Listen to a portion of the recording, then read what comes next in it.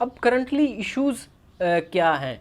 Issues है सबसे पहले होलीएस्ट साइट्स का, जो ओल्ड सिटी ऑफ जेरूशलम है, जिसमें टेंपल है, जिसमें मस्जिद अक्सा है और जिसमें वेलिंग वॉल है।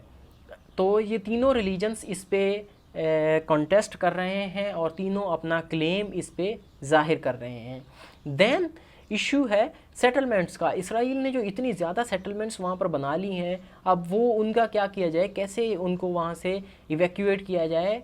और दूसरा इसके अलावा एक और फैक्टर ये है कि मिलिट्री या मिलिटेंट्स दोनों साइड पर जो हैं वो ये चाहते हैं कि ओनली वन स्टेट सॉल्यूशन हो। जो इसराइल की साइड्स पर हैं वो ये चाहते हैं कि भाई सिर्फ इसराइल इस खित्ते में होगा, और जो फ़लस्तीन की साइड पर हैं जैसे हमास है या हिजबुल्ला उसको सपोर्ट कर रहा है, तो वो ये चाहते हैं कि सिर्फ फ़लस्तीन ये इस खित्ते में होगा और उसका जो कैपिटल होगा वो यरूशलेम होगा। तो यरूशलेम के ऊपर सबसे ज़्यादा झगड़ा है। उसके बाद इकॉनमी है, फ़लस्तीन की इकॉनमी बहुत ज़्यादा कमज़ोर है, मेनली एड फेड है, वो जो बाहर से ऐड मिलती है उसके ऊपर चलते हैं। दूसरा, जब इसराइल को रिकॉग्नाइज़ किया गया, इसराइल का वजूद हुआ 1948 में, तब से इसराइल ने उसको एक्सेप्ट किया, उस पार्टीशन प्लान को, और अपना मुल्क बनाना शुरू कर दिया। और उसकी एक इकॉनमी है, साउंड इकॉनमी है, वो एक मिलिट्री पावर है, एडवांस्ड टेक्नोलॉजी है उनके पास। फ़लस्तीन के पास ये सारी चीज़ें लैक करती हैं, तो ये इनकी इकॉनमी बहुत वीक है, टोटली एड रिलेटेड है। उसके बाद इमिग्रेशन का एक बहुत बड़ा मसला है। जो अरब्स उस टाइम से 48 की वार के बाद, 67 की वार के बाद, 73 की वार के बाद दूसरे अरब मुल्कों में चले गए हैं, उनको वापस कैसे लाया जाए, ये बहुत सारे इश्यूज़ हैं जिनको रिज़ॉल्व करना आसान नहीं है, और यही एक बहुत बड़ा मसला बन चुका है। करंटली अगर सिचुएशन को देखा जाए तो इसराइल का जो पार्ट है वो बहुत ज़्यादा है, फ़लस्तीन की लैंड पर बहुत ज़्यादा उन्होंने एक्सपेंड कर चुके हैं। और मेनली इसराइल में दो पार्टीज़ हैं, लिबरल पार्टी और लिकुद पार्टी। जो प्रेसिडेंट हैं, करंटली प्राइम मिनिस्टर हैं बेंजामिन नेतन्याहू, वो लिकुद पार्टी से उनका ताल्लुक़ है। ये मेनली एक एक्सट्रीमिस्ट कह लें, या जो फाशिस्ट या राइट विंग पार्टी जिसको कहते हैं, उससे इनका बिलोंग है, और इनके क्लेम्स यही हैं कि वन स्टेट सॉल्यूशन हो। सेकेंडली, मुस्लिम मेजॉरिटी एरियाज़ को अगर देखा जाए तो उसमें एक वेस्ट बैंक है और दूसरा है गज़ा। वेस्ट बैंक पर रूल कर रही है महमूद अब्बास की पार्टी फतह, और ये लिबरल पार्टी कह लें, और ये टू स्टेट सॉल्यूशन पर इनका बिलीव है। नॉर्मली ये पीसफुल हैं और ये एक्सेप्ट करते हैं इसराइल के रूल को, और टू स्टेट सॉल्यूशन पे इनका बिलीफ है। On the other hand, Gaza strip में अगर देखा जाए तो वहाँ पर हमास रूल कर रहा है, और जिनका ये क्लेम है कि हम सिर्फ वन स्टेट सॉल्यूशन पर बिलीव कर रहे हैं। नॉर्मली ये मिलिटेंट लोग हैं और यही अटैक्स लॉन्च करते हैं इसराइल की मेन टेरिटरी पर, और ये एक्सेप्ट नहीं करते इसराइल के रूल को। करंटली अगर देखा जाए तो 15 सितंबर को यूएई और बहरीन ने इसराइल को रिकॉग्नाइज़ किया है। यूएई तीसरा ऐसा मुल्क है जिसने इसराइल को रिकॉग्नाइज़ किया है, और बहरीन चौथा ऐसा मुल्क है जिसने इसराइल को रिकॉग्नाइज़ किया है। इससे पहले जिन अरब कंट्रीज़ ने इसराइल को रिकॉग्नाइज़ किया है उसमें इजिप्ट है, जिसने 1978 में कैंप डेविड अकॉर्ड के बाद इसको रिकॉग्नाइज़ किया था। और देन 1994 में जॉर्डन ने इसराइल को रिकॉग्नाइज़ किया था। यूएई ने ऐसा क्यों किया है, क्यों उसने इस टाइम पर इसराइल को रिकॉग्नाइज़ किया है? Israel, UAE, Saudi Arabia, America, ये सब इन सब का एक कॉमन एनिमी है ईरान। ईरान इनका मुत्तहदा दुश्मन है, और ईरान को काउंटर करने के लिए इसराइल भी इसको काउंटर करना चाहता था और अरब कंट्रीज़ भी इसको काउंटर करना चाहते थे। इसलिए ये दोनों मिलकर इन्होंने ये सोचा कि ईरान के इन्फ्लुएंस को इस खित्ते में काउंटर किया जा सके। जब मिडल ईस्ट में एक वार चल रही है, सीरिया में, यमन में, और इन सब जगहों पे यूएई और सऊदी की कोएलिशन को बहुत ज़्यादा सेटबैक हुआ है, तो और ईरान का इन्फ्लुएंस इसमें बहुत ज़्यादा बढ़ गया है। इसलिए इन्होंने सोचा कि मिलकर ईरान को काउंटर करते हैं, बाद में अपने डिफरेंसेस जो है उनको ख़त्म कर लेंगे।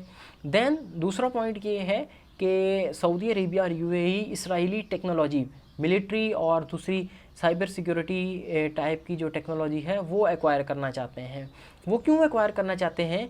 कि 2011 के अरब स्प्रिंग के बाद सऊदी अरेबिया में और यूएई में बहुत ज़्यादा कम हुई, लेकिन वॉइसेस उठी कि मोनार्की को ख़त्म किया जाए और यहाँ पर इलेक्शंस किए जाएं, डेमोक्रेटिक रूल यहाँ पर लाया जाए।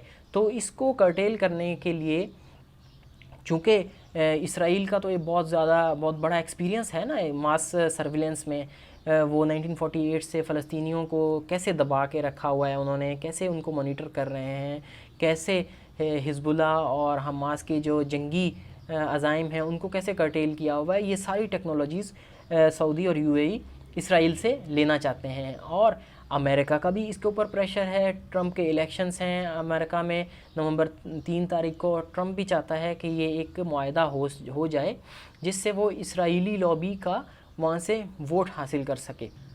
यूएई और इसराइल का जो ये पीस पैक्ट हुआ है, इसमें एग्री क्या हुआ है? इसमें एग्री ये हुआ है कि इसराइल और यूएई कोऑपरेट करेंगे बहुत सारी फील्ड्स में, जिसमें डिप्लोमेटिक कह सकते हैं, मिलिटरीली कह सकते हैं, इकोनॉमिकली कह सकते हैं, और बहुत सी दूसरी टेक्नोलॉजीज़ जैसे 5G और साइबर सिक्योरिटी, सर्विलेंस टेक्नोलॉजीज़, ये सारी चीज़ों में इसराइल इनकी हेल्प करेगा और ये आपस में कोऑपरेट करेंगे। और आहिस्ता आहिस्ता ये दोनों ममालिक एक दूसरे की एम्बेसीज़ भी स्टार्ट करेंगे और हालिया दौर में इनकी डायरेक्ट फ़्लाइट्स भी स्टार्ट हो चुकी हैं, जो बहुत ज़्यादा हेल्प करेगा। अब देखना ये है कि यूएई और बहरीन के बाद जो इनका सबसे बड़ा इत्तेहादी है, और मिडल ईस्ट में अगर देखा जाए तो सबसे बड़ी इकॉनमी और सबसे बड़ा मुल्क है, वो है सऊदी अरेबिया। क्या सऊदी अरेबिया भी इनके पीछे चलकर इसराइल को रिकॉग्नाइज़ करेगा? और उसके बाद पाकिस्तान के लिए क्या ऑप्शंस बचेंगे?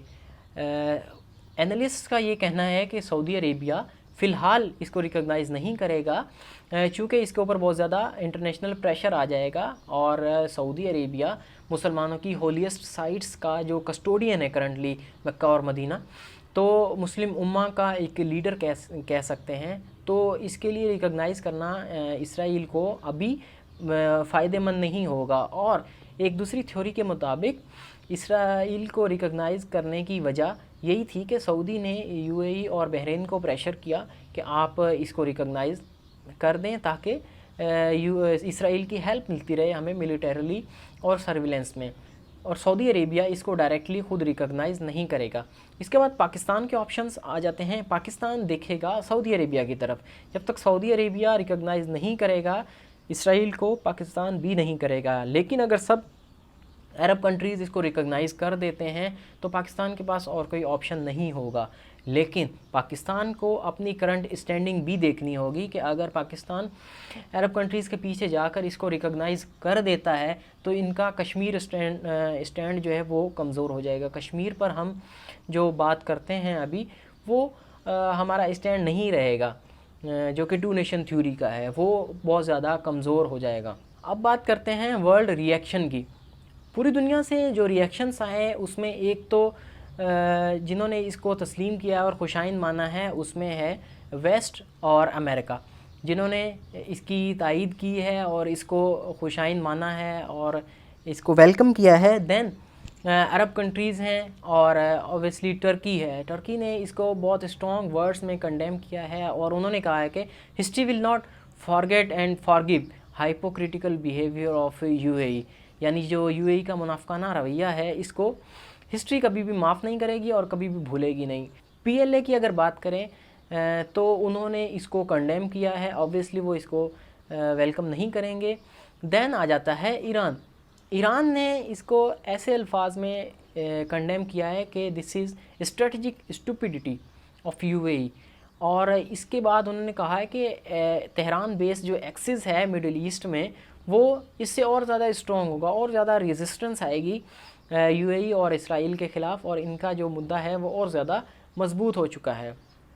पाकिस्तान की तरफ से एक मिक्स्ड रिएक्शन आया है। इन्होंने कोई किसी स्ट्रॉन्ग वर्ड्स में ना ही वेलकम किया है और ना ही इसको कंडेम किया है, बल्कि ये कहा है कि हम 2 स्टेट सॉल्यूशन और वो सॉल्यूशन जो अमन कायम करे मिडिल ईस्ट में, उसकी वेलकम करेंगे।